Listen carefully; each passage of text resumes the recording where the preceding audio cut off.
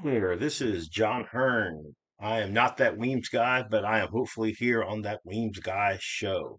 What I have for you is what I think of as some of the archival interviews that Lee has been working on. Today, we're going to have an interview with Jim Higginbotham. He is a name that you may or may not know, but was hugely influential in the early days of competitive shooting and defensive weapon craft. I first learned that of Jim as Tom Given's running buddy. I rarely saw the two apart. They often taught together, and they helped found competitions such as the Polite Society together. I even had the fortune to interact with Jim occasionally. I helped teach one of the contract classes we discuss in this interview, and I was also able to complete the Kentucky National Guard's Weapon Craft Instructor Program with his blessing. With that said, this was not exactly an easy interview. Jim had been approached by both Lee and I several times and had repeatedly declined an interview.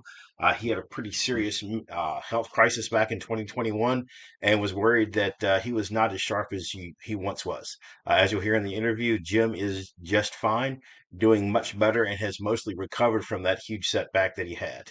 Now, the only way I got this interview is that recently I was traveling back through the area and we went out to breakfast. I talked to him about doing an interview, and he said, "Hey, I don't want my face on the internet." To which I responded, "Well, that's good because I only brought a voice recorder." So, with all of the conceivable obstacles to this interview removed, Jim and I sat down to work on that.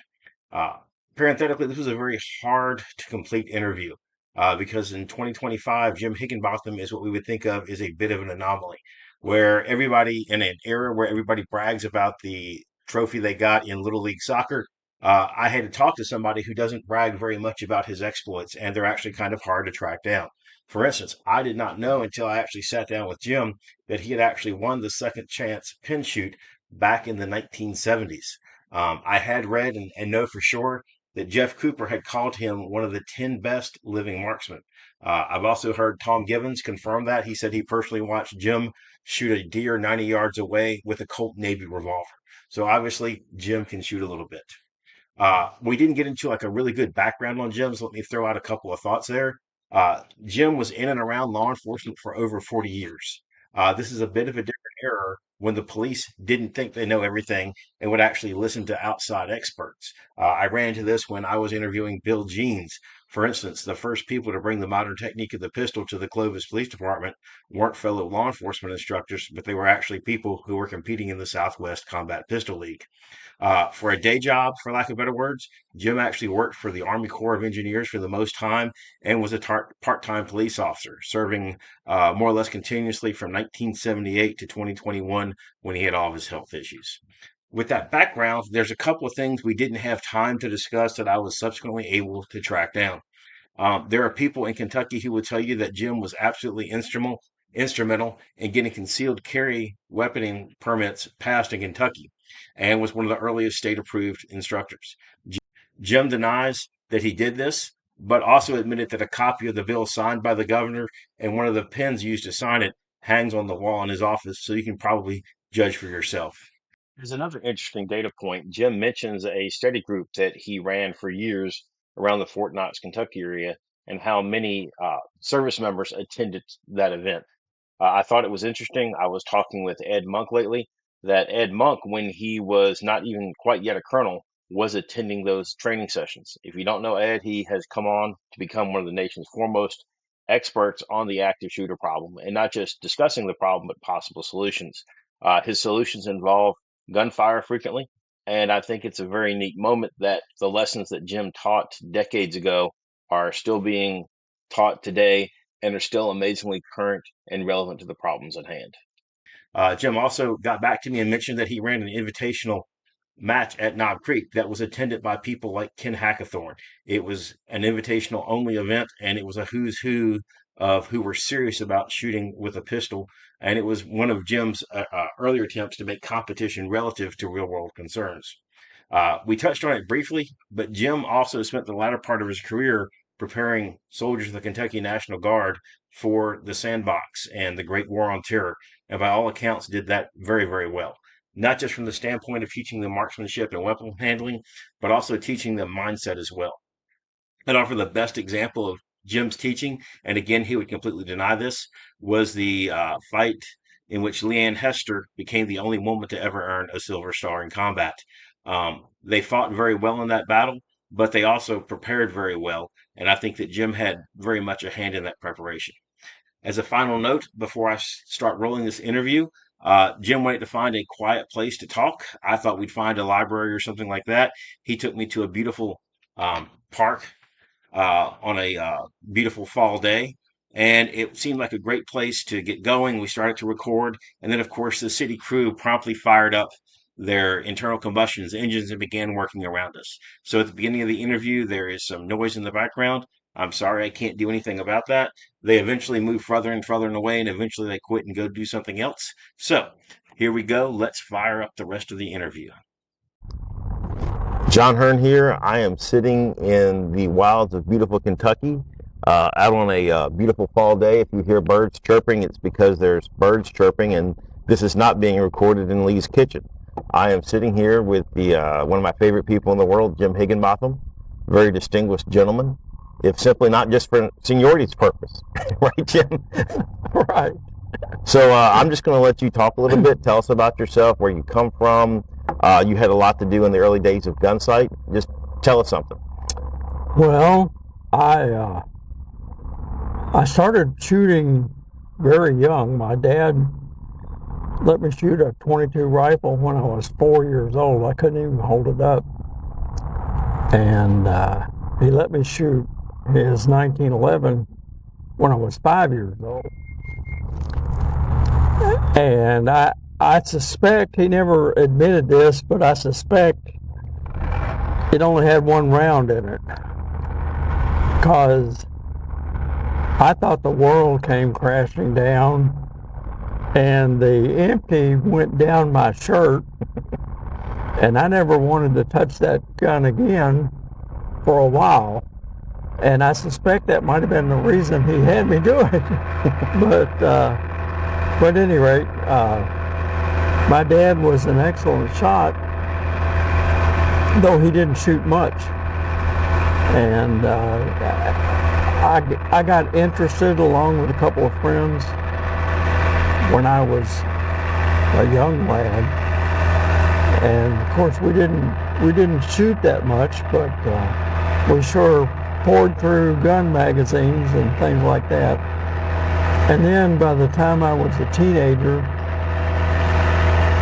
we would shoot 1,000 rounds a weekend, of .22 mostly. And I bought my first 1911A1, not because I wanted a 1911A1, I just wanted a centerfire pistol when I was 15 years old. I couldn't even drive, but it was legal in 1966 to buy a gun if the store owner would let you purchase it. And my mom had to drive me, so I guess her being with me said that was okay, and so he sold me this Remington Ram 1911.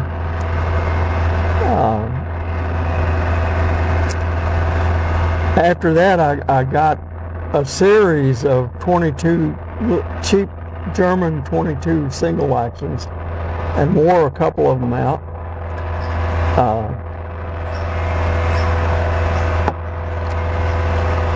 And when I went to college at University of Louisville, I found out they had a rifle team. I was in the ROTC anyway, and I tried out for the rifle team and made it.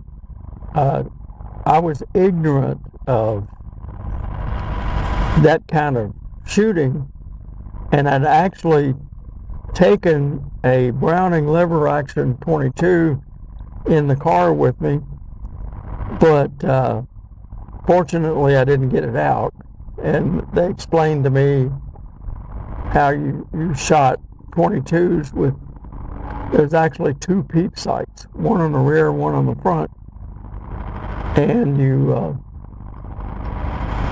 you center this tiny little bullseye.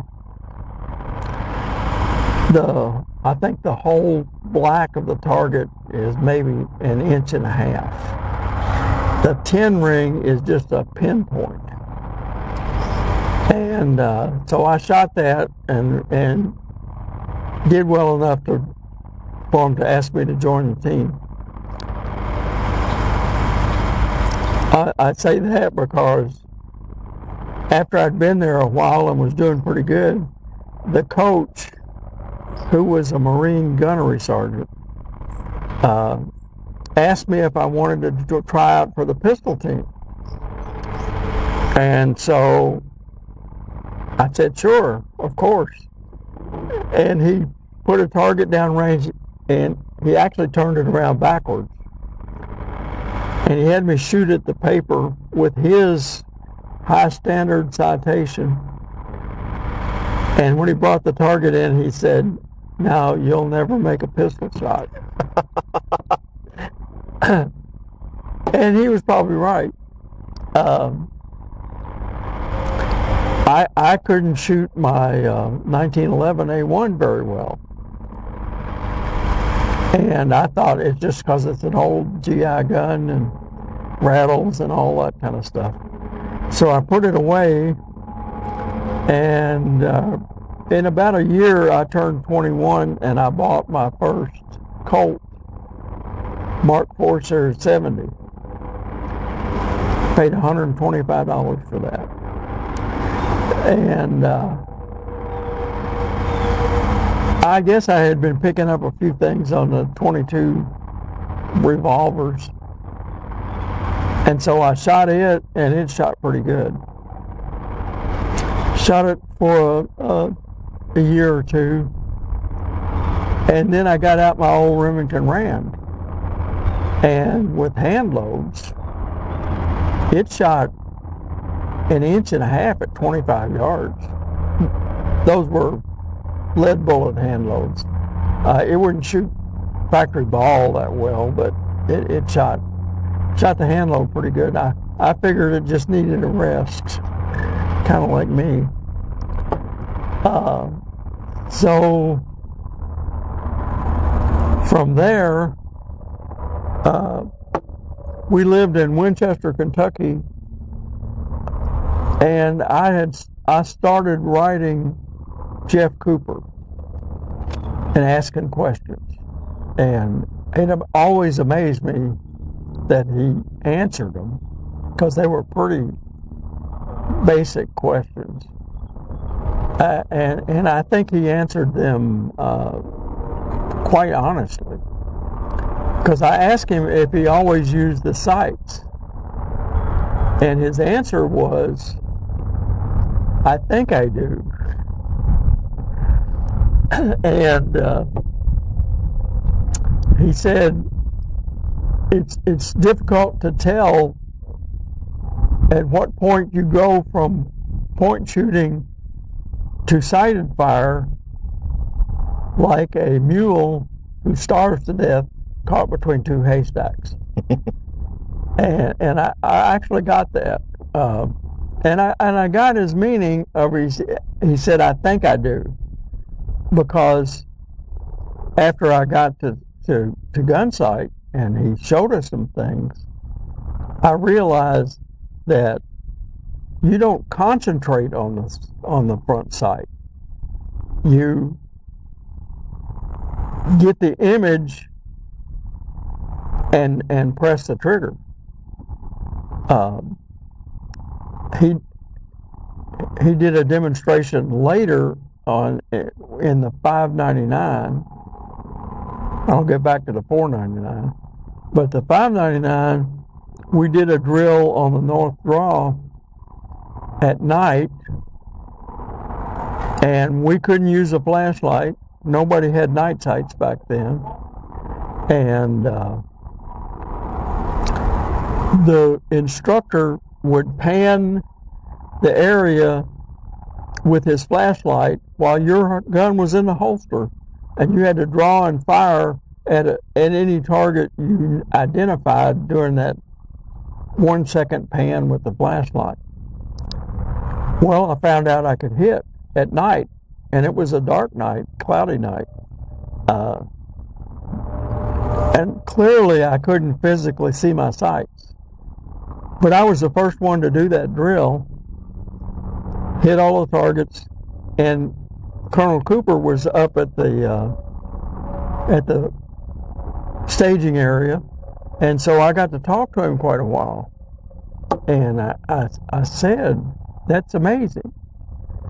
And he said, "Yes." He said that we do this so we can show you how you're seeing the sights, because, and he used the term muscle memory. I don't have any problem with that term. I know what it means.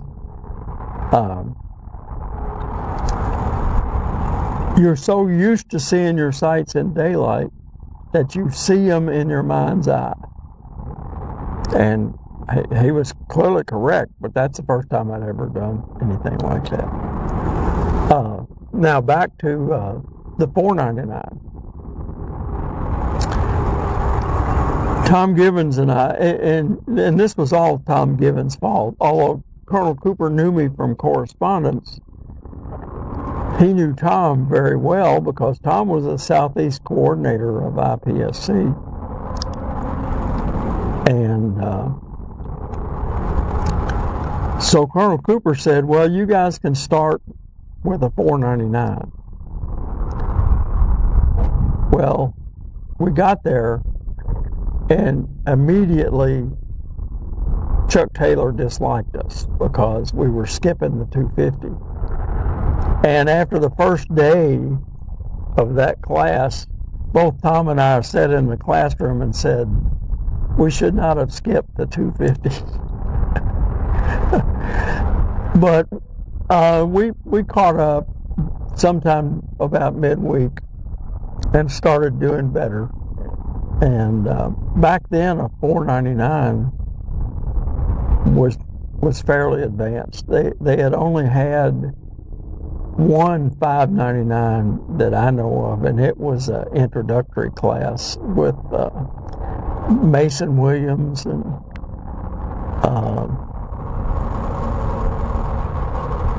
I forget the other people in it, but Robbie Barkman was in that class and Chuck Taylor was in that class. And I assume Joe Wisdom, who's Colonel Cooper's son-in-law. But the 599, I mean the 499, had a lot of people in it. J.P. Denny was in it, who was by 1980, he was the world president of IPSC. It had Greg Morrison in it, who would later become operations manager for a while.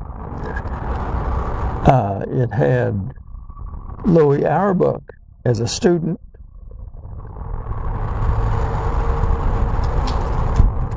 I think the instructors were Jeff Cooper, Chuck Taylor, Barry Sobelski, and Dennis Tula. Those were the instructors for that class. And we had a great time. We shot probably 1,000 rounds. The only simulators we did back then were the Funhouse and the North Draw and the Donga. And finally, Chuck kind of warmed up to us. And back then, you shot 5 days in the class, and then on Saturday, you did a half a day man against man. And back then, the man against man was the double elimination J ladder. The J ladder is named after Janelle Cooper. And by some quirk of fate, I came out first. through an error in Chuck Taylor's calculating or recording, Tom Givens came in third, but actually he was second in the class. I don't think we ever had to shoot against each other, which is probably a good thing, because the positions might have been reversed. But at any rate, neither one of us actually ever lost an exchange.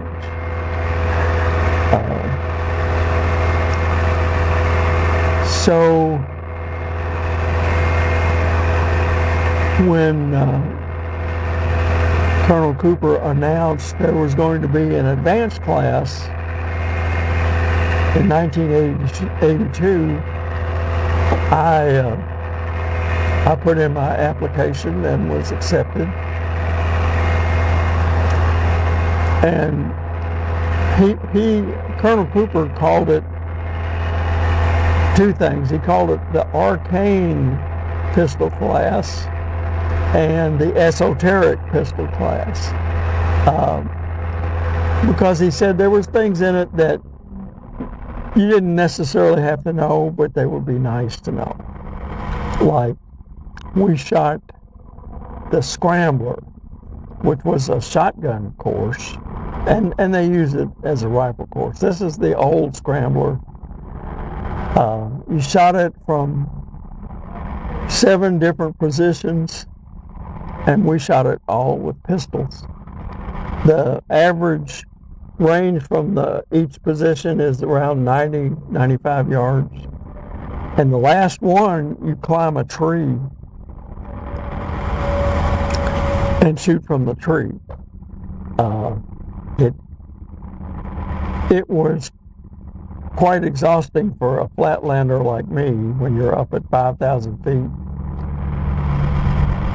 But I didn't have the top score on that.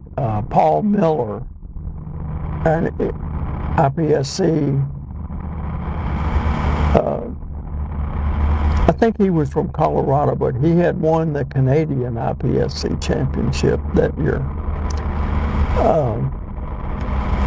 Paul Miller won it, and if I recall correctly, he did it in 112 seconds. I was like, I don't even know what position I took, but I did it. There were 7 positions. I used 8 rounds, and it took me like a minute 24, something like that. It was not fast.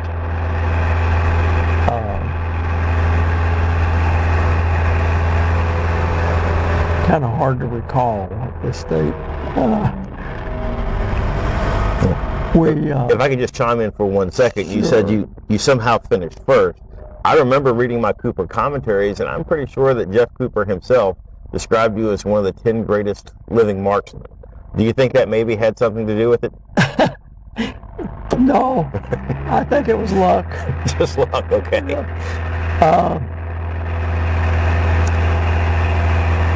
Yeah, I'm not real good about talking about myself. Actually, he probably said that after the 599. We did so many things. The thing that sticks out to me as unusual was we went out in this Volkswagen half truck they call a VAP. I don't know what that stands for. Maybe vehicle all-purpose, something like that. At any rate, Robbie Bartman drove the vehicle at 50 miles an hour down a gravel road, and we shot targets along the side. And I think most of us did okay at that. Some people call it reverse lead. The target's not moving, but you are. And so you have to anticipate the time it takes you to press the trigger. But I think most people did okay. We only did like 3 shooters per load, so I only know how 2 others did. I forget who was riding with me in that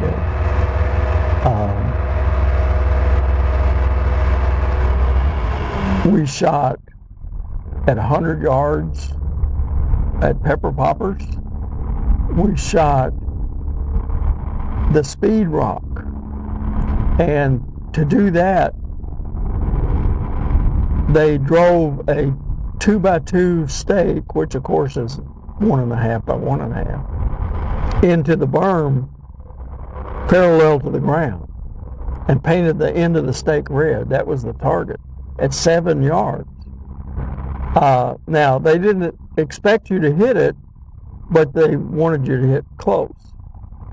And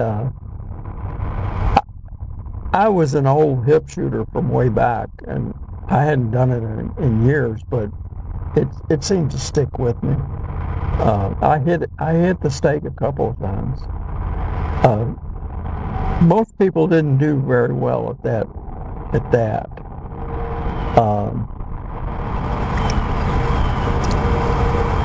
Now the simulators, Robbie Barkman set those up,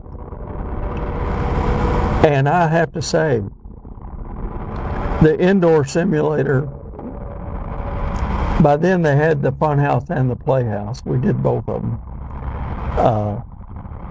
It wasn't nearly as hard as the $4.99 where Chuck Taylor set it up. Chuck was a sadist. And I learned a lot of things from Chuck, mostly how to run a shoot house. And so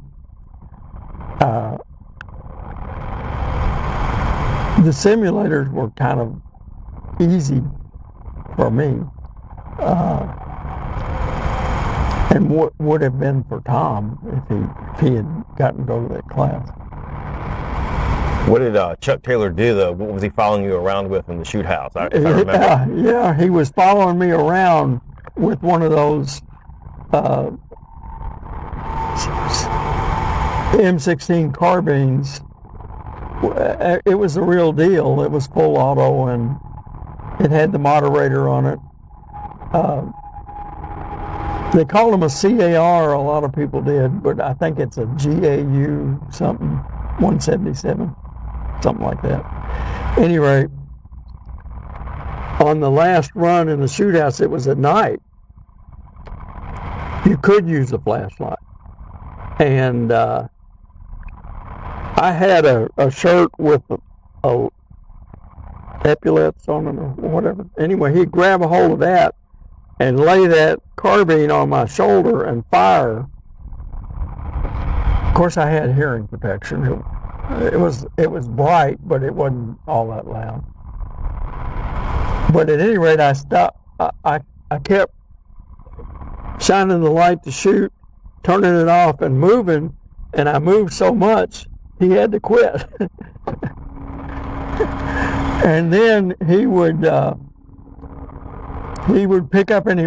I left my magazines. I had 5 or 6 magazines, and so when I reloaded, I would leave my magazine, and he would pick that up and shoot that with his pistol. But the only time in the $4.99 I ran dry was in the shoot house, and he had 7 targets. And back then, I hadn't really learned to shoot just once if you got a bunch of targets. And Jeff Cooper pointed that out to me later, but at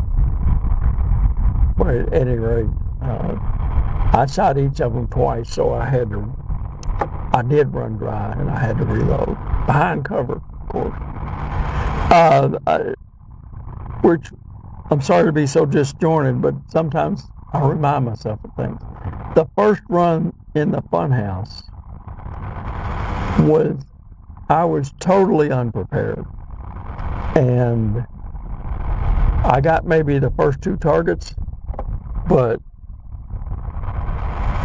they had a runner back then, and I got into the big room and I could hear the runner running, but I couldn't find him.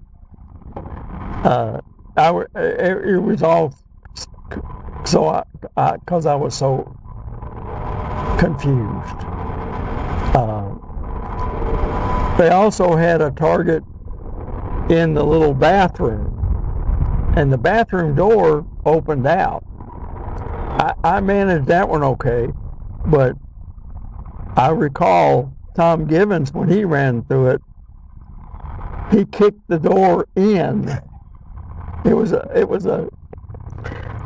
an opening out door, but he kicked it off the hinges, which didn't make the carpenter at Gunsight very happy.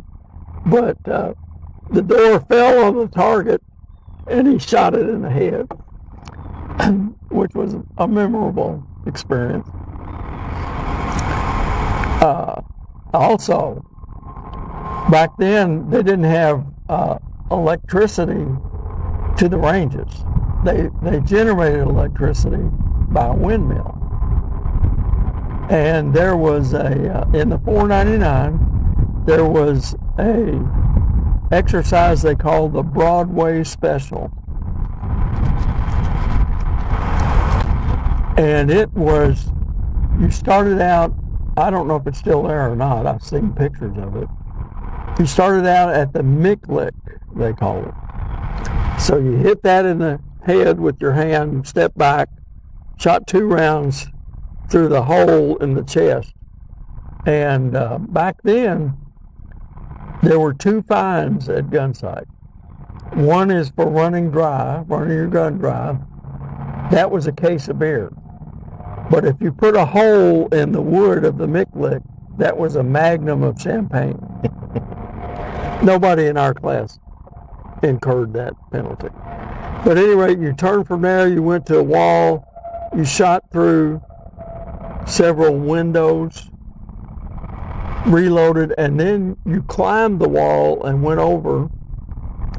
When you hit the ground, they didn't have pepper poppers in 1980. They had steel discs, which were either 8 or 10 inches. They had some 6-inch discs too.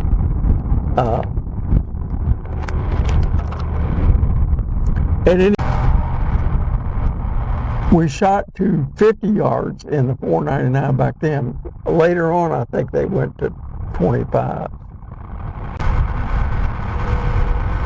Well, at any rate, back to the 599. I hate to jump around like this, but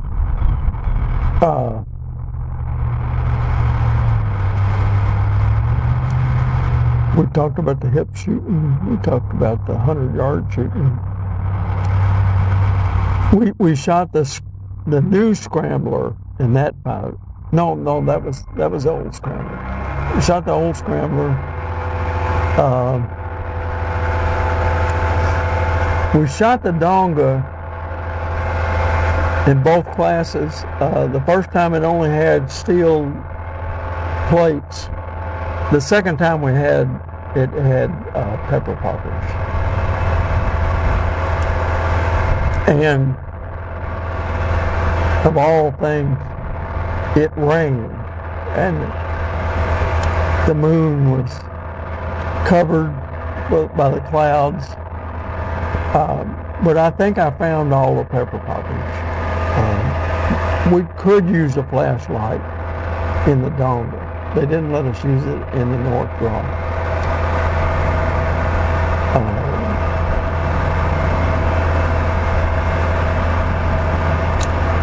We shot the dozer drill. First time. I think the dozer incident happened maybe in 81 or something like that. I can't remember. But at any rate, so Cooper came up with the dozer drill. And that was shot differently than later. Later, it was more compressed. The way we shot it, it spread out maybe 15 yards from the right target to the left target, and it was pretty difficult. And something I had learned to do by the time I went to Gunsight in 1980 was, I didn't know the term at the time, but was to hammer, which Jeff Cooper defines that as 2 shots with 1 sight picture. I kind of define it as 2 shots with 1 sight picture, but within a quarter of a second of each other. Because you can do 2 shots with 1 sight picture and slow down. And so he didn't point this out to us, but the first 2 pepper poppers are set up so you can do a split hammer, which I had learned to do. So we did that. I think most people did that in under 3 seconds. It wasn't all that difficult. But the shoot-off in the 599 it was different than the Flying M. It was called the Guatemalan Steakhouse shootout. And in that, we had 3 pepper poppers set at 15 yards. I think it was 15 yards. And then you started seated at a table. You could remain seated if you wanted, or you could stand. And I need to go back. Every drill in the 599 was from concealment. Surprisingly, to me, there's not a whole lot of concealment in the 250, the 350, or the 499. Although I shot most of my 499 from concealment too. So at any rate, I chose to stand. You shoot down 3 pepper poppers, you reload, and you hit a little 6-inch disc. And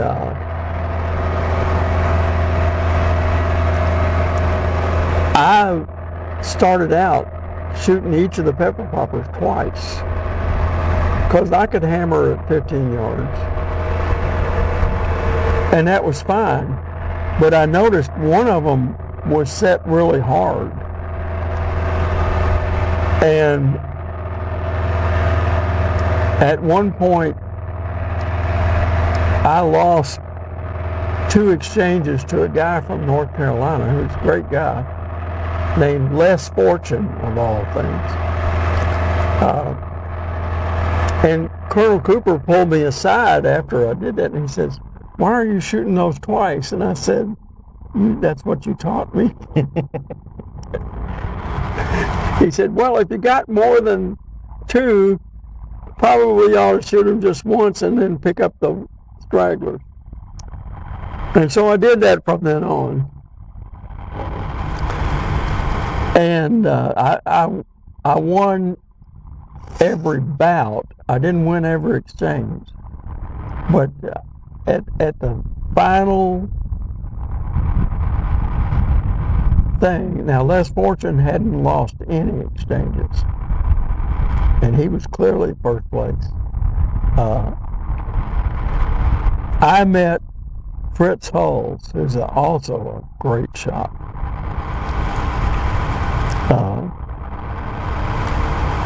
And I drew the side with the hard pepper popper. There was one pepper popper among the 6 that went down hard. And So I shot all 3 of them, and I went to reload, and I noticed one was still standing. So I dropped my gun to waist level and shot it in the head. I wasn't aiming for the head, I just happened to hit it in the head. It went down, I reloaded, and I finished.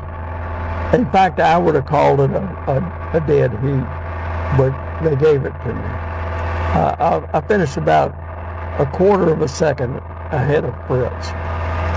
At any rate, I felt embarrassed, holstered my gun after I reloaded, and looked around, and Jeff Cooper said, "He didn't learn that from me." And we said you shot that, you picked up that target from hip position is what you showed over here. Yeah, yeah. That was a 15-yard hip shot, just to show off. Well, not exactly. It was kind of a desperation shot, and it worked out. So at any rate, after that year, we had the first provost workshop in the same year.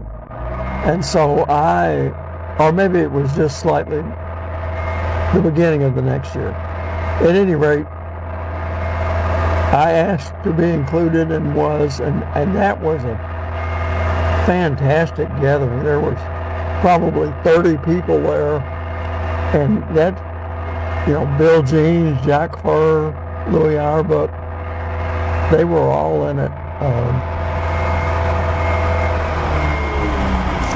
There was a guy who wrote for Soldier of Fortune, Eric Stahl or Strahl. I've not heard that name. He was in it. He was a very interesting guy. And Master Chief Herschel Davis was in it, as was John Bowman, who headed up the Illinois State Police Academy. They were all great. I said Bill Jeans? Yeah. They were all great guys. It was very. John Pepper was there.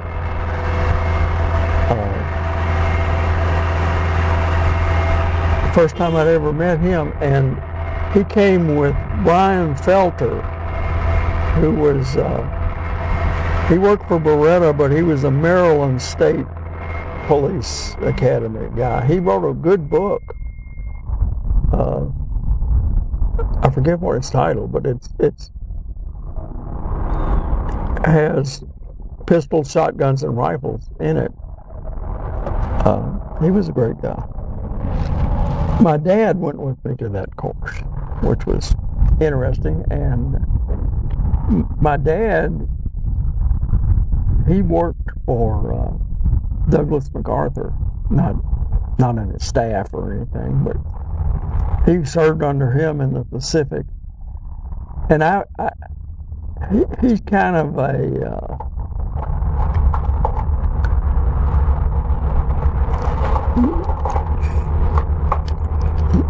he doesn't take to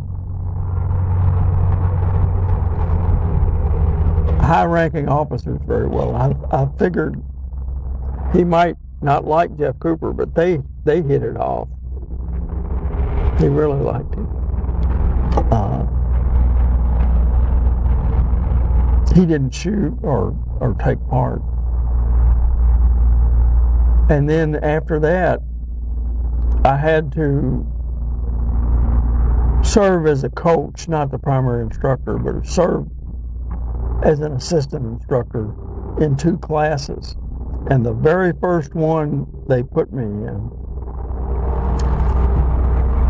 had 6 members of the LAPD SWAT team and the LAPD chief warrant officer, who was the range master. I think it was just 1 Navy SEAL, a couple of Border Patrol officers. Anyway, it was a very high order of professionalism. And for some reason,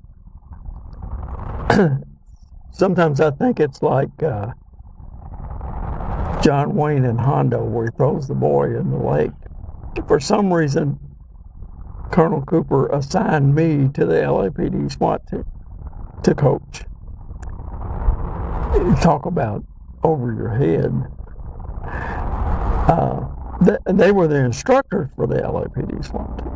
Do you remember who those guys were, perchance? One of them was Jeff Rogers, the commander. I remember the range master from LAPD, Norman Hondale. Oh, and John Kohler, the LA Sheriff's Office. He was the head of their SWAT team, but he was the only one there. Was in that class as well. Norman Hondale, I'll always remember because he shot a Beretta 92, and Jeff Cooper and I got in an argument over that, which I was very uncomfortable with. But anyway, he did all the drills. He shot well in the school exercises. And they had me run both the Donga and the Funhouse. And he did well in those. And Jeff Cooper wasn't going to give him a certificate. For one thing, it's hard to get an expert certificate. And we were already given 6 of them, which is a record, I think. But I argued that it don't matter if you don't like his gun. He did the drills, and you have to have a standard. And I don't think I would have won that argument, but we were having it in his kitchen over brownies or chocolate chip cookies or something. And Janelle said, he's right.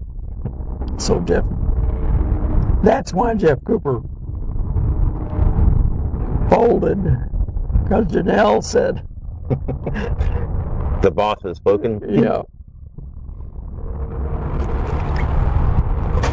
She sure was a fine lady.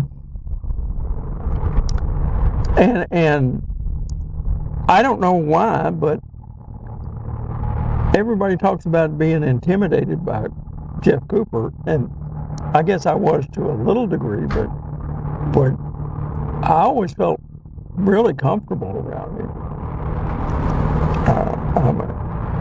All the instructors hated it when the three-wheeler came rolling up, but I didn't mind. Oh, this is completely aside, but at the 599, I took a friend. He's from England, and unbeknownst to me, he took a Thompson in an FBI case. And one day, I think it was Wednesday, at lunch, we had Jeff Cooper put on a show for us. And as much as Jeff Cooper talks down about submachine guns, he could run that thing like a concert pianist. He shot it off his chin. There was a 6-inch disc at 15 yards. He didn't empty a magazine into it, but he shot about a 6-round burst, and all of them hit that 6-inch disc. It was. I actually have an 8mm film with that. I haven't converted it to digits, I don't think, but pretty. I can't remember if I filmed him or the disc during that event. But at any rate, he had great fun. showing people how to shoot a machine gun. It always amazed me, you know, everybody thinks, well, he's an advocate of sighted fire, but have you seen the axe? I don't think so. Well, it's in the armory. Oh, the axe that he used to split bullets. Yeah. I got you. But tell us about that anyway. Took a second. So the way I heard it, because I wasn't there, is that I think they call it Pioneer Days in California. Up at Big Bear Lake. Yeah. And it was some kind of celebration. There was 1,200 people in the audience. And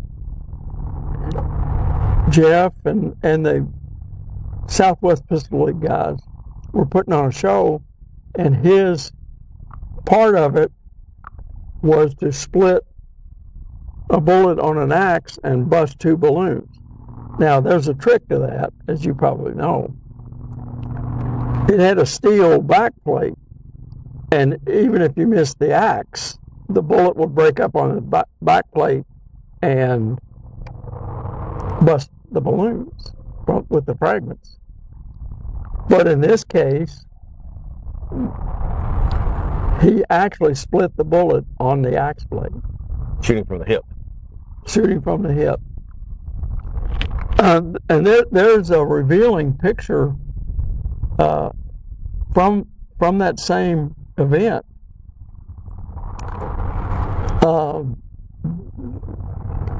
You see the aftermath of it in a lot of magazine articles with Jeff Cooper, Thel Reed, Eldon Carl, and Ray Chapman. Well, they had those 4 people reenact the gunfight at the OK Corral.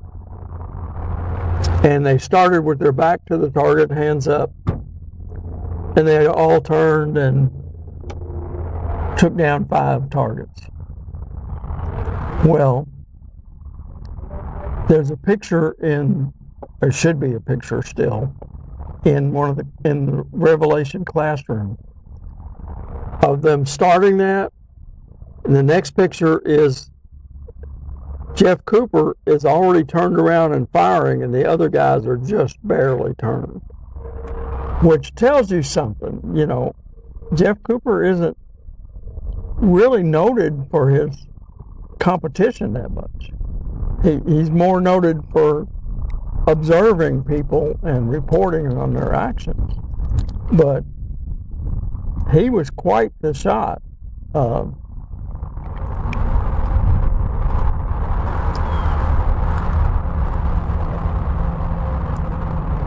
When we were in the 599, we had a drill in which we had 3 targets. One was at maybe 5 yards, one was at 10 yards, and one was at 15 or further.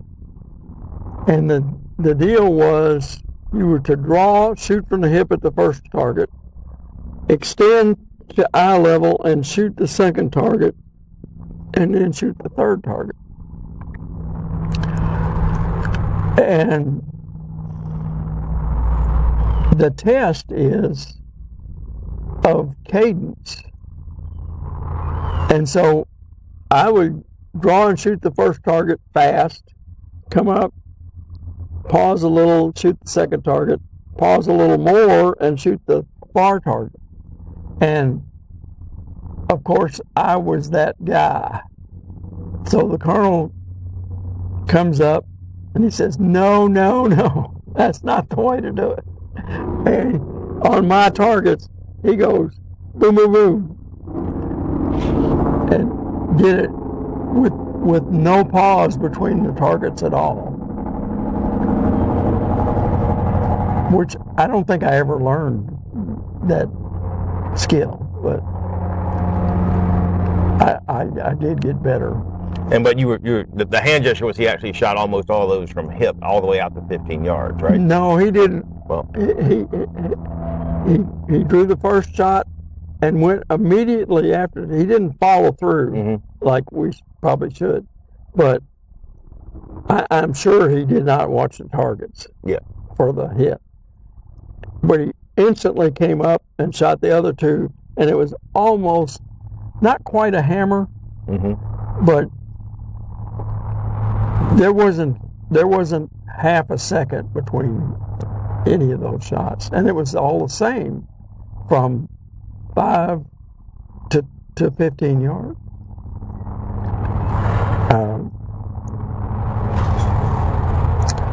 I learned a lot from him about cadence and rhythm. I haven't shot an El Presidente in years, but I did back then. I shot him a lot, and he's the one that taught me you don't want to hear the space between the targets.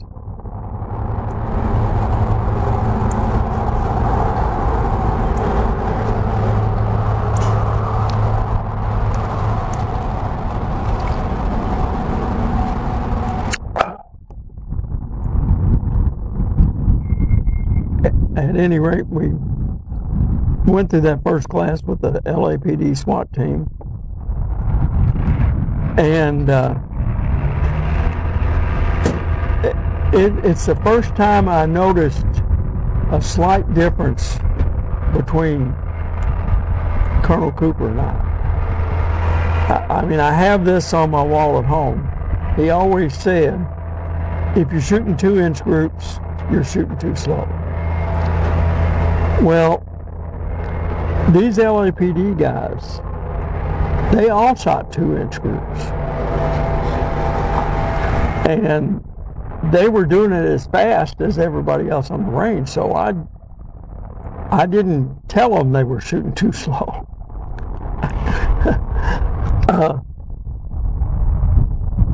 Now, the colonel did a few times, but one of those guys, I forget his name. I think his first name was Ernie, but he was half Samoan and half German.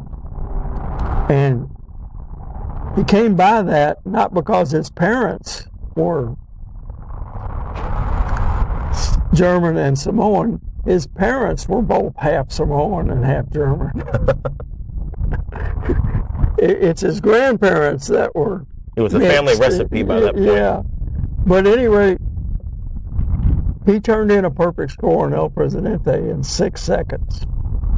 Because I had pressed him. I know he was doing good. And Colonel Cooper was amazed by that.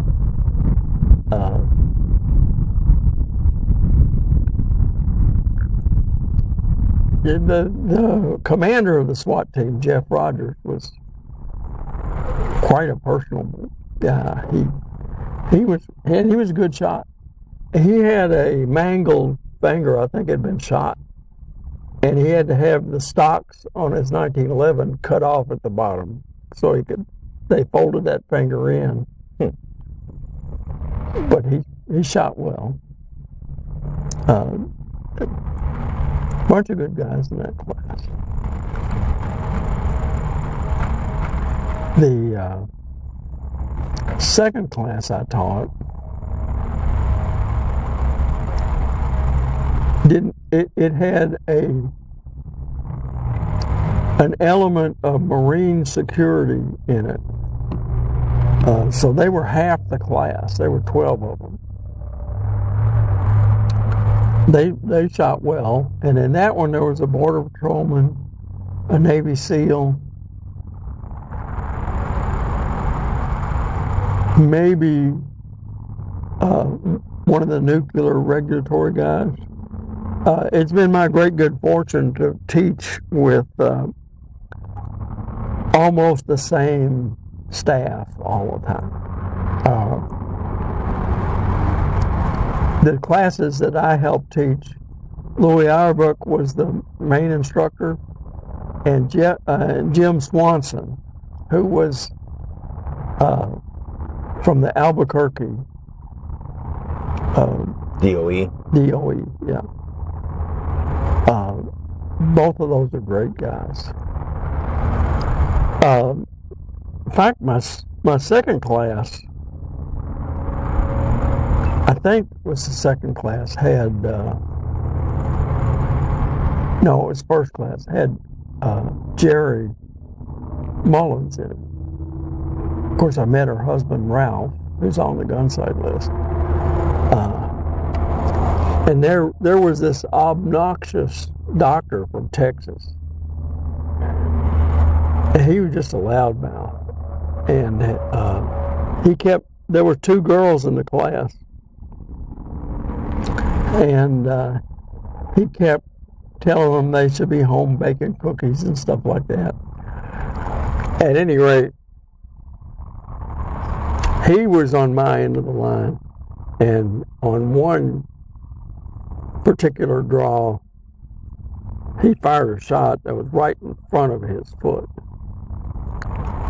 And I called a halt. But they didn't, I mean, it didn't hurt anybody, so they let him go. But at any rate, Jerry met him in the shoot-off. And she beat him. Everybody in the class clapped. Kind of decided once and for all who should be cooking cookies, right? Making cookies. Yeah. Yeah, he was sure a jerk.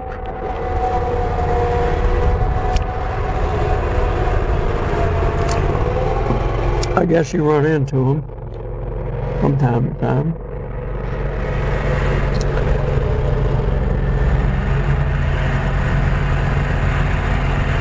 Well, that's probably about all the Gunsight lore I can drag up.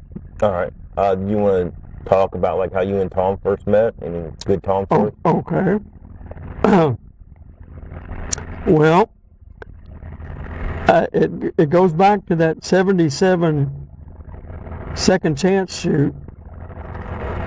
It was my first national match of any kind, and I had gone just because I'd read an article on the 78 shoot, and Jeff Cooper had been there. I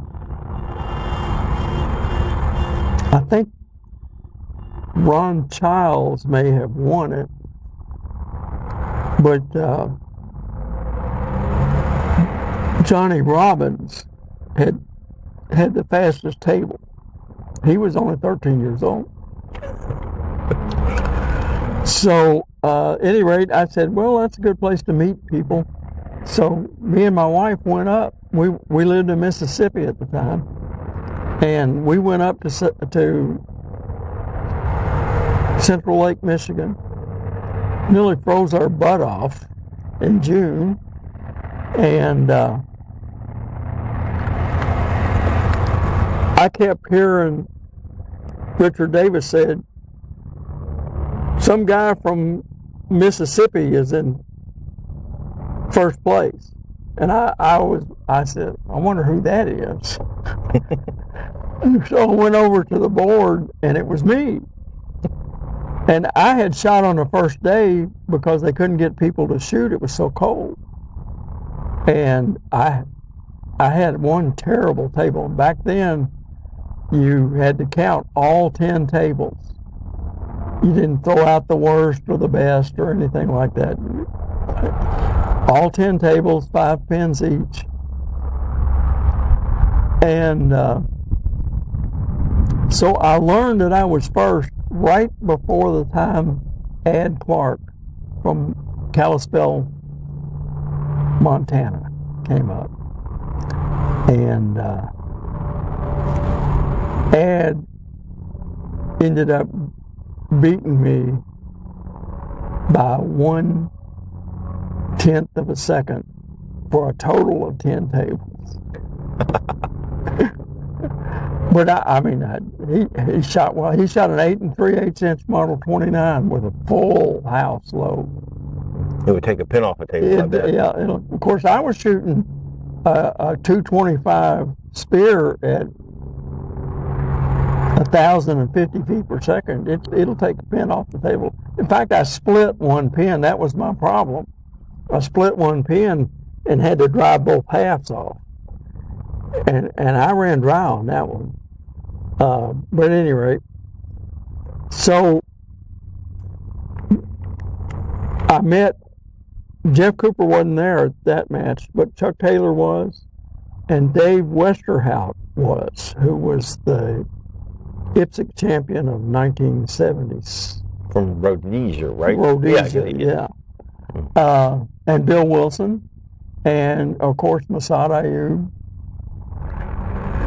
I don't think Jerry Mikulak made it that time, which is probably a good thing. But at any rate, Evan Marshall wrote that up for Soldier of Fortune, I think. At any rate, Tom ran into the article and he called me up one night and says, "You don't know who I am, but we run a IPSC club here in Memphis, and would you come out?" And so I met Tom in probably the spring of 1978. And I went over to his house and we set up talking all night. We'd done a lot of the same things. And the rest, as they say, is history. History and infamy might be a good way to describe that. Could be. I know you were involved in the early days of IDPA. Anything to share about that? Other than possibly the frustration? Well, I'll ask you, you were there for the early days of IDPA, and I actually still have it somewhere. I was going through my papers. I actually have my membership card for the Polite Society. Oh, yeah. Which might be one of the shorter-lived shooting clubs. Well, actually, I was a little late. I knew about IDPA.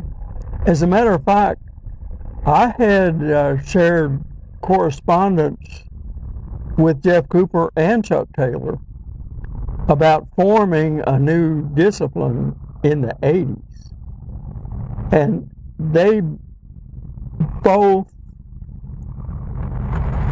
were less than enthused, let's put it that way.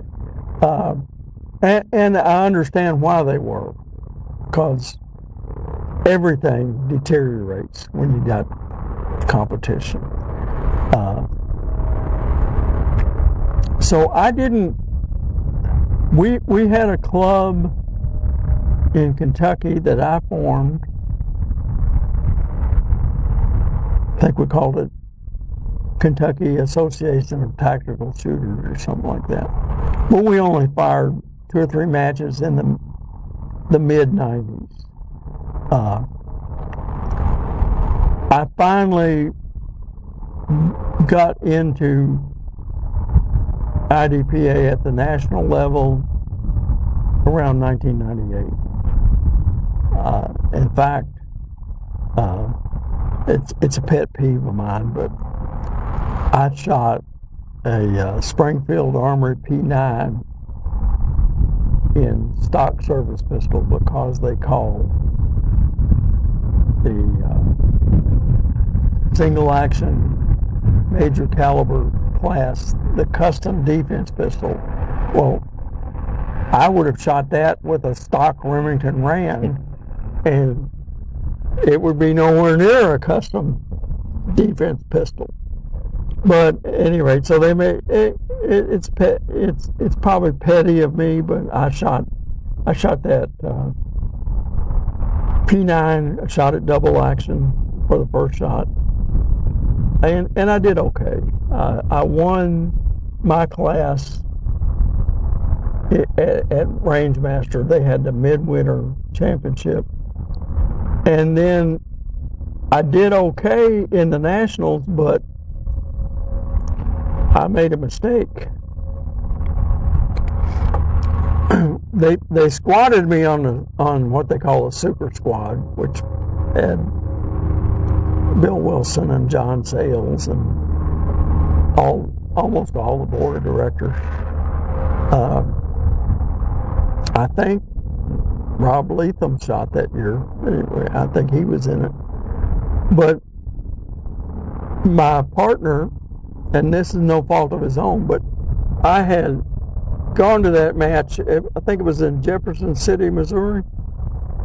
At any rate, I had gone thinking I might get to practice. So I had match ammo, which I'd tried in my gun, and practice ammo, which I had not. And my partner, to make it easy on me, was loading magazines. He didn't know, and that's my fault completely. He didn't know that I had practice ammo.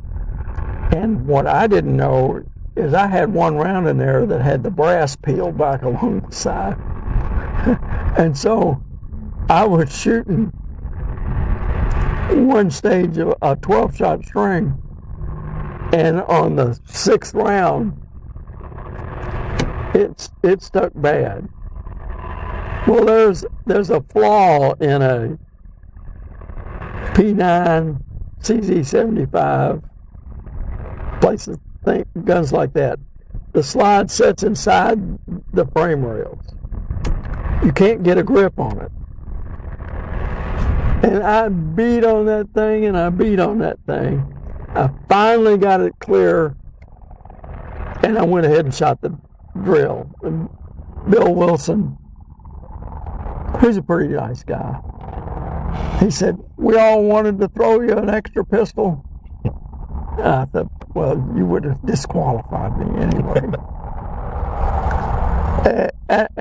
And the funny thing is, I had an extra pistol, but I knew I couldn't use it because I'd get disqualified.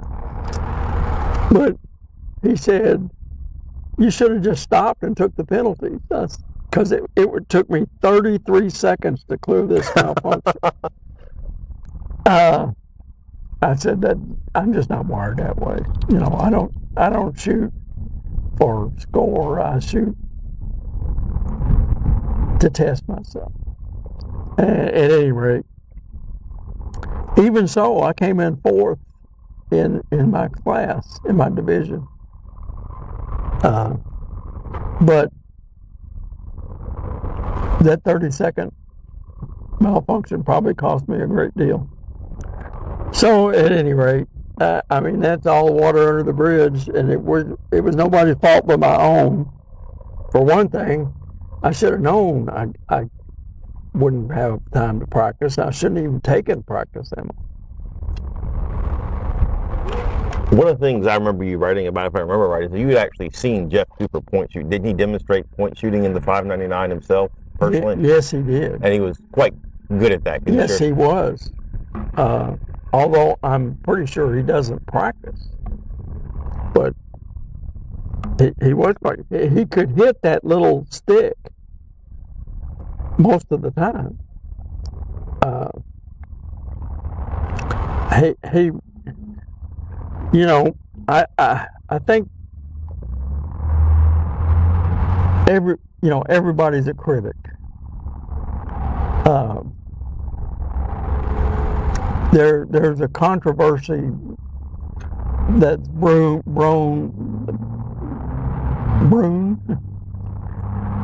for decades on Elmer Keith shooting a mule deer at 600 yards. Some people say it couldn't be done, but Jerry Mikulek has hit a balloon at 1,000 yards. If you shoot enough, you see odd stuff, and Elmer Keith did not claim he hit the deer on the first shot. He said he hit it 2 out of 4. But,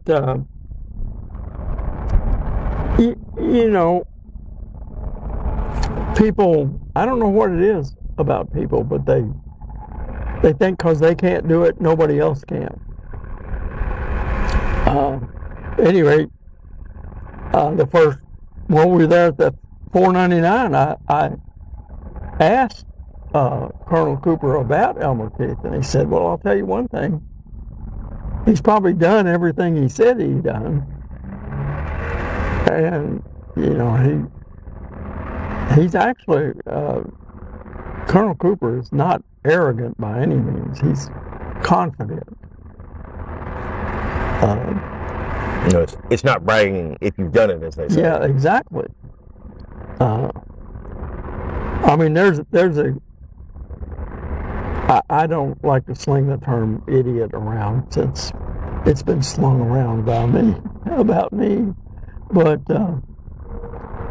there's this guy on YouTube who I won't listen to, but he refuses to believe Jeff Cooper has any combat experience because he hasn't seen evidence of it. Well, to me, that's evidence of you not looking deep enough. I forgot where we were. Meandering somewhere, it's okay. We talked about IDPA. I asked you about Cooper Point shooting and so on.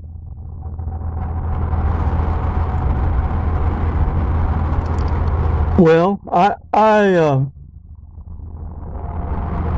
only spent 3 years going to the Nationals, and then I got drafted.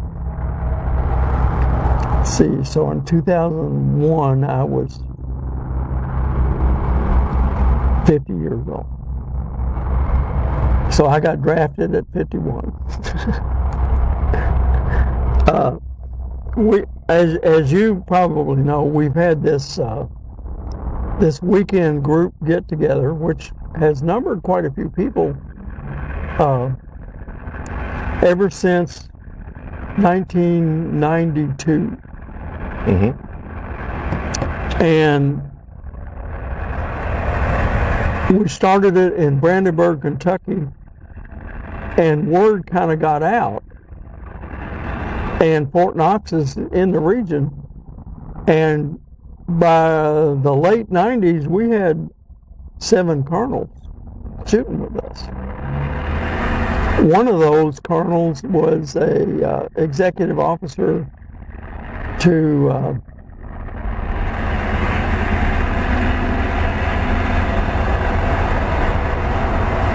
gosh, my mind is a terrible thing to lose.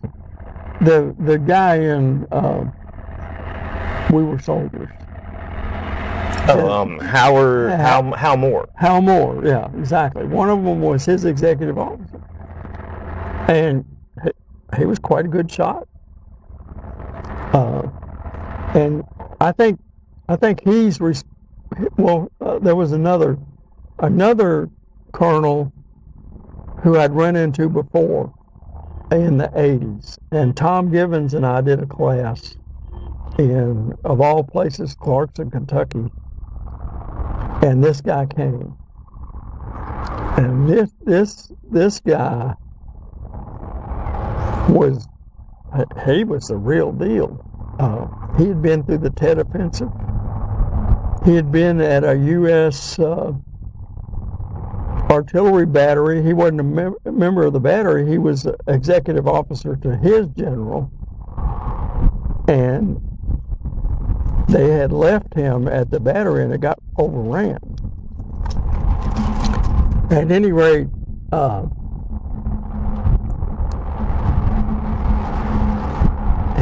he took a class from us, and he came up to me and said, "I've been through 3 wars,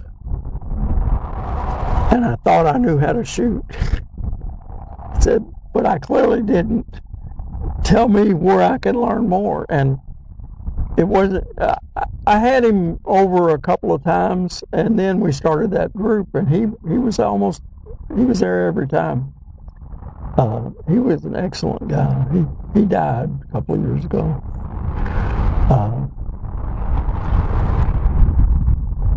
But at any rate, one of the colonels was Alan Youngman.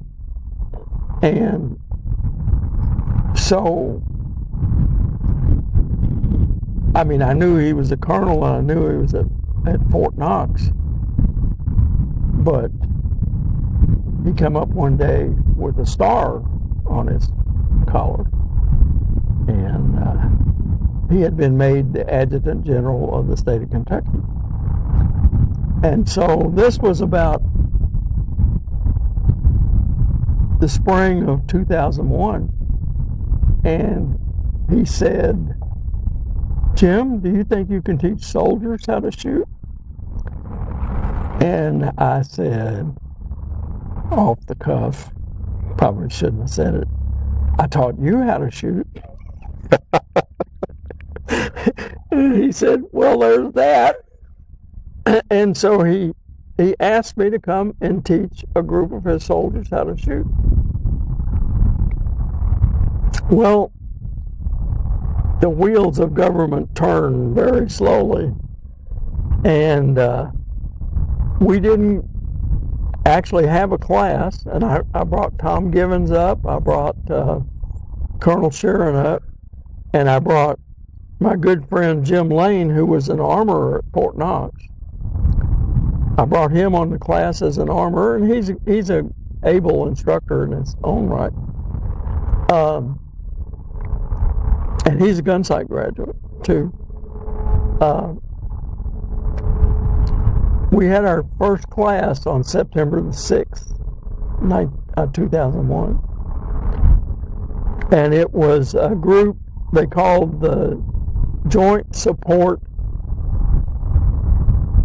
JSO, Joint Support Operations. Free. See, I don't have the command presence. At any rate, they are members of the 20th Special Forces Group, but they have a corresponding mission they do with the Kentucky State Police. And they fly Blackhawks around looking for marijuana. Now, they don't have arrest powers as such due to posse comitatus, but the general wanted them to be able to defend themselves. They'd had a couple encounters where they almost had to shoot somebody. And so we trained them. We did 3 days, a day and a half a pistol, a day and a half a rifle. And we finished with the FBI qualification, the PQC.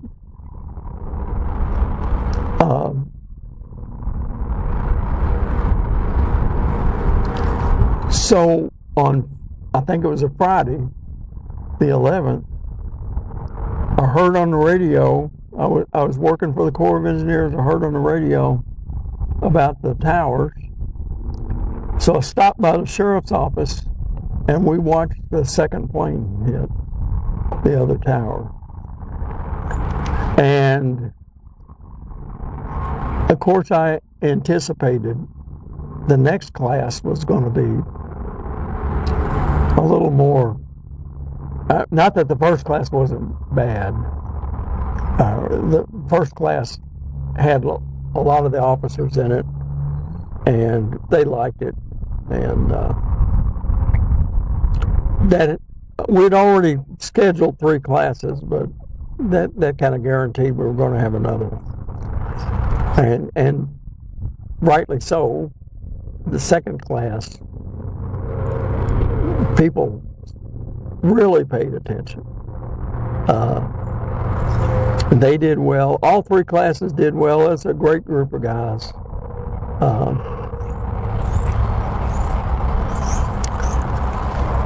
And so that led to another class with another group. And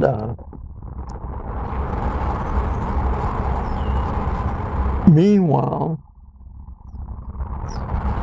they assigned airport security to the Kentucky National Guard.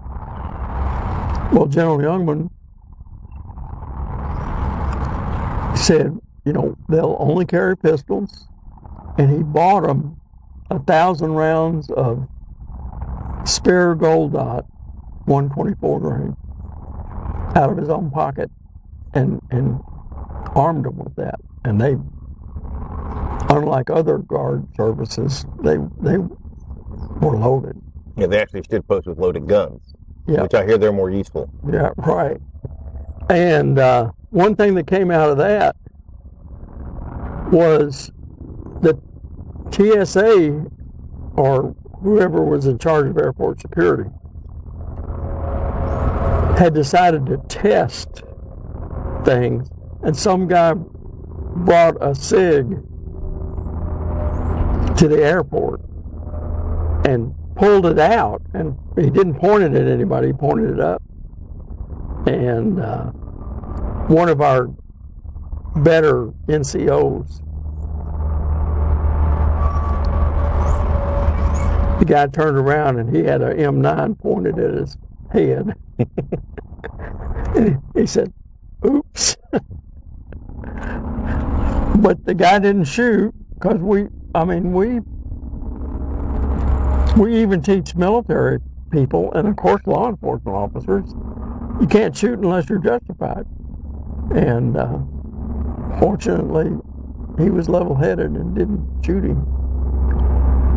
But that made an impression on people. That General Youngman called me one night and he said, you can judge how you're doing by the fact that all the people who said I was crazy for hiring a civilian to teach military folks now think it's their idea. That is how government bureaucracies work, for sure. Yeah, it sure is. One thing I've kind of glossed over is the sheriff I worked for.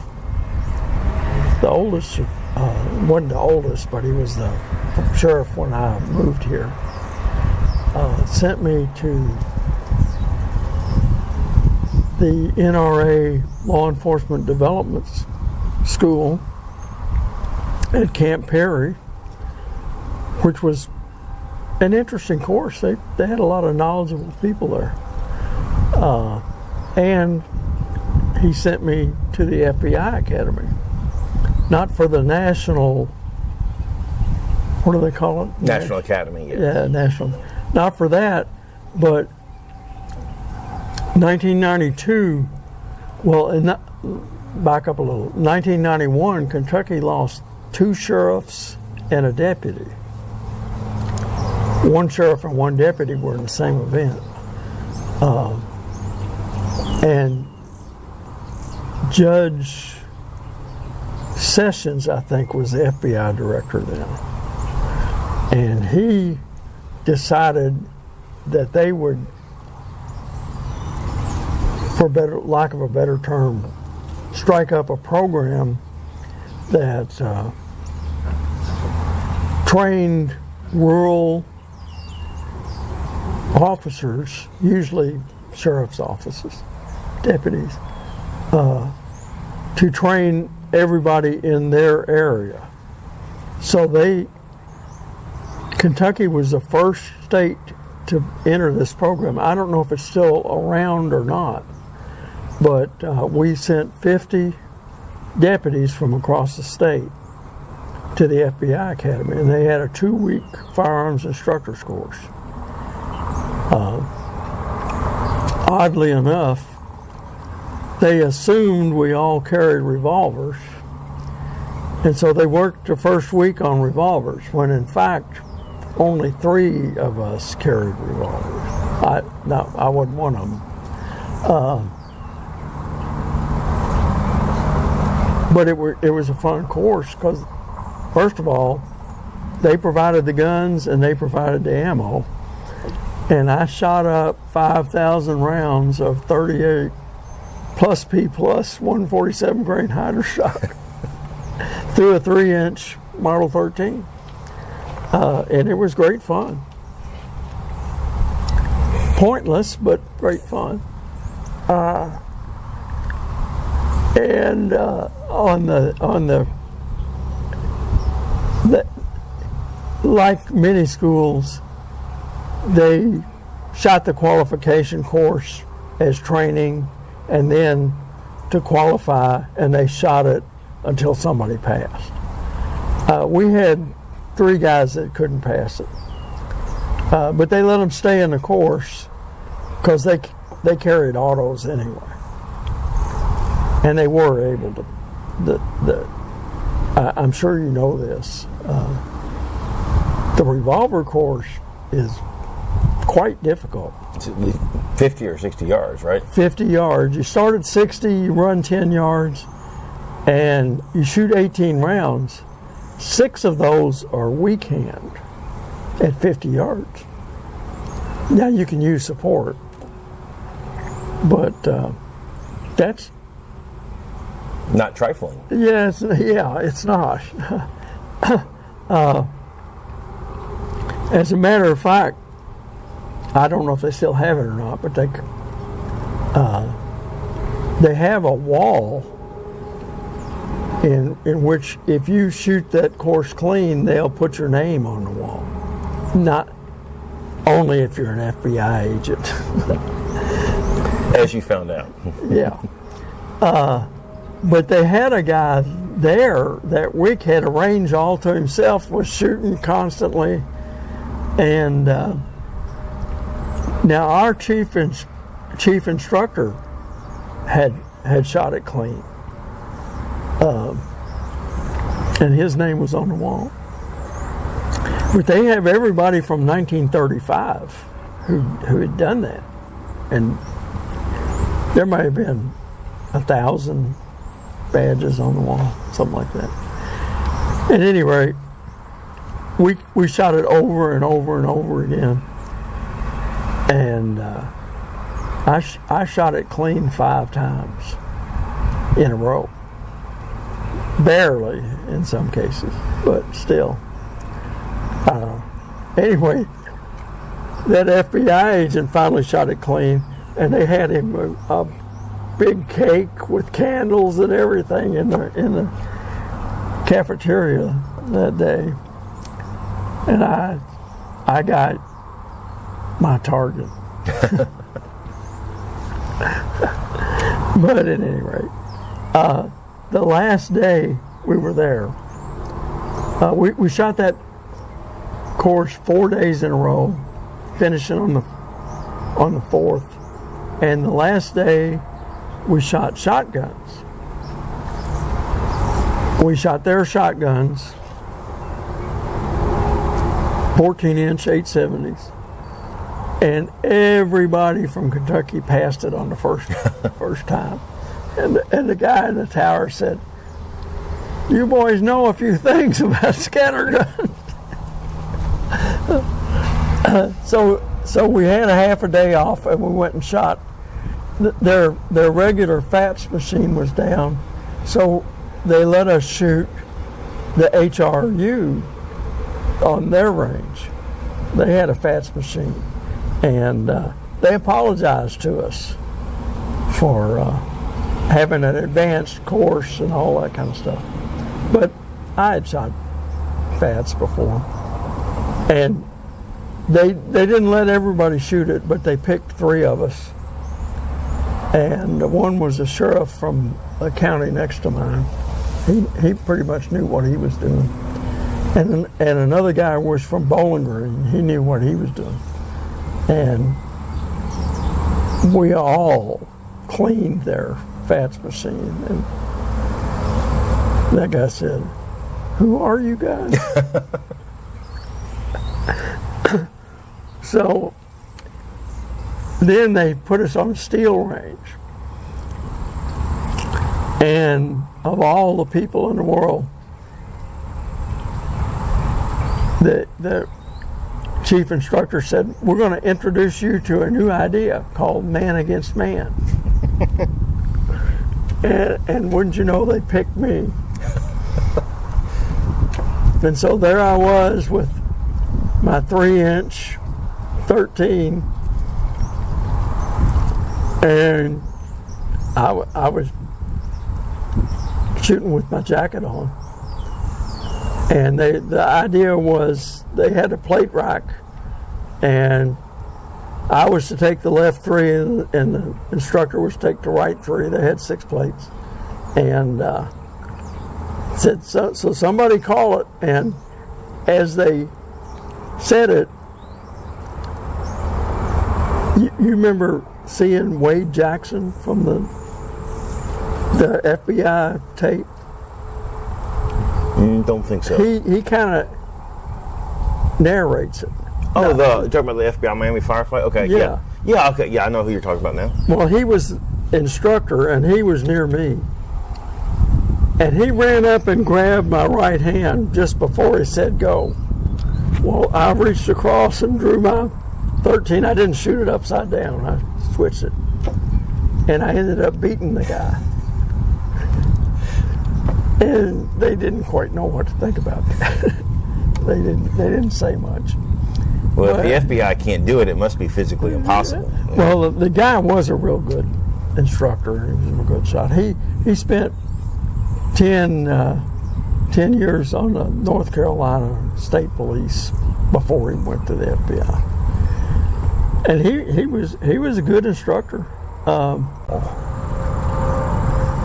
Why don't you talk to more? You start talking about the story about getting drafted as far as that stuff goes. So slightly, post 9/11, you started to do a lot of training, and that turned into, I guess, a full-time job. It did. I was class by class contract to 2004, and in 2004, about probably I can't remember, but probably the beginning of the fiscal year, they brought me on full time. Now we had quite a few incidents come from that first period. One, and there's been a couple of TV shows on it, but they contracted all the principal people involved. Soldier of Fortune and somebody else did an article on it. But it was in the first year in Iraq, and we trained up a transportation unit, and I didn't directly train these folks, but I trained them all as individuals. Before that, there was an MP unit, I think, called 617th. Anyway, their call sign was needed, called Raven 42. And there's 10 of them. And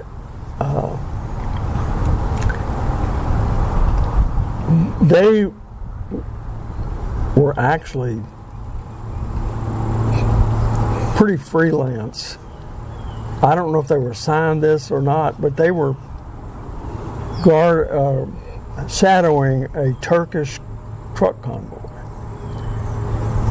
They got hit by well over 50 Iraqis, and they had handcuffs with them. They had their own videographer, and as a matter of fact, I got to see a video made by that videographer. Probably a former videographer at this point, right? Yeah, he was. At any rate, I think that there was well over 50 of them in several vehicles, and they were MPs. 617th is an MP company. Drove right into the middle of the ambush, dismounted, and started shooting. I mean, these Iraqis even had a sniper overwatch who got taken out by the medic with an AT-4. Settles the stopping power debate, doesn't it? But anyway, the video, it's not very good. The guy's trying to film while he's running, and he finally settles down and he looks, and I know the guy in the video. You can't recognize him, but I knew who it was. He was the team leader, and he's kneeling with his M4, and then the video goes.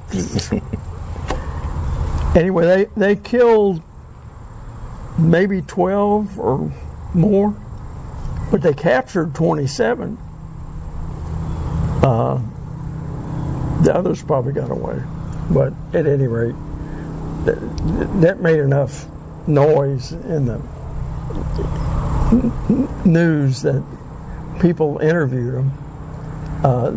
That guy that led that team, he was deployed 9 times, and he became one of my instructors after this incident.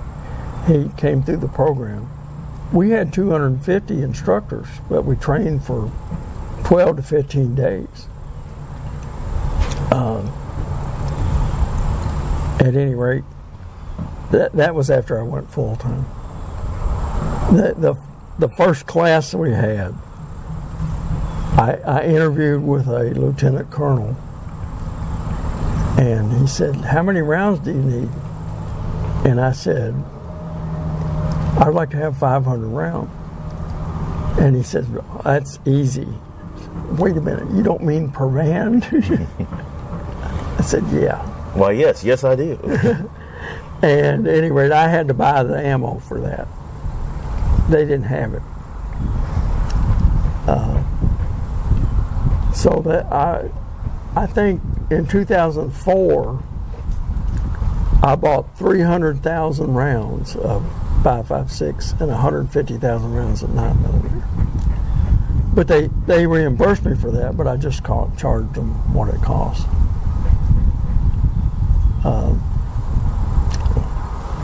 We didn't, I think this was in his mind all the time, but we didn't start building the shoot house until 2004. And it was online by early 2006. We never did get to use that for, I envisioned using it for regular troops, but we never did. We did use it for special forces. 5th group came up and used it quite a bit because it was easier to get into ours than it was to theirs. Well, of course. Yeah. And then we had a strong relationship with civilian law enforcement agencies. More than one sheriff's office came and qualified on our range. State police did a few times. Well, and one of the things I remember talking about was at least one of the units that you worked with a lot was a transport company. Yeah. And as I recall, you had to do 2 things, something about roof hatches being equipped into vehicles and also paving the range. You want to talk about that? Well, we didn't exactly pave the range, but we laid down gravel. We laid down a gravel road, and originally we thought about shooting on the move, and General Youngman got in a lot of trouble. He cut hatches in all the big transports. I forget what those are called, but at any rate, we trained our guys to shoot back. And that unit, we did train them, I called it the drive-by range. They had a fancier name for it called Mounted Engagement Small Arms Range. But at any rate, they got in a fight in Iraq in 2003. And the first time they hit them, they estimate they killed 500 Iraqis. Those guys were a cohesive, uniform unit back then. And that's when we got word from some of the intelligence agencies. They said they heard chatter on the Iraqi radio. It says, stay away from those Kentucky National Guard. But the second engagement, they were behind the Tennessee National Guard, and the Iraqis didn't know who they were shooting. They shot both of them, and they lost 1,000 people. But that time, our guys were transporting M1 tanks, and the M1 tank crews had decided to stay in their tanks rather than in the transports, and they shot back. So, I mean, half the credit, at least half the credit goes to them. One of the stories I remember being told, though, is like the problem was with these large transports, they really couldn't engage in a 360-degree fashion. That's right. And somebody came with a credit card and said, go to Lowe's or Home Depot and buy every roof access hatch you can find, and let's figure out which one our guys can stand up in and shoot out of. Yeah, then they bought all those, and they got in trouble for modifying government equipment. Yeah, they did. Now the thing is, see, those vehicles weren't armored when they first went to Iraq. I mean, they weren't bulletproof by any means. Even the Humvees, they started getting it pretty soon, but those guys had to fight like that. We lost one lieutenant in that first fight. Of all the things, he was driving a Humvee, and a round went through and got his leg, and he refused to stop. Of course, I guess there's probably good reasons for that when you're driving down the road 50 miles an hour. But at any rate, he lost too much blood, and he died. He was from Bowling Green. I don't think we lost anybody in the second attack. We lost 4 people to small arms fire in the 14 years I did it.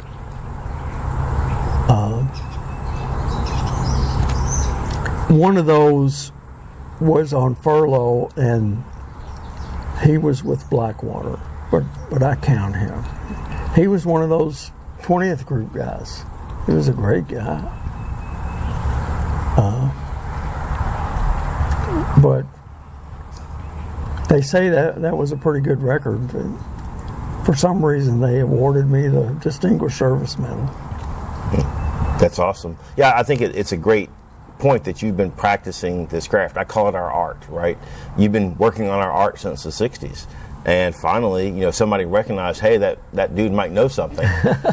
And then it was like, all the circumstances were right. They put you in the right space at the right time, and you ended up with the, in my mind, one of the best titles ever, which was what? Weapon Craft Coordinator.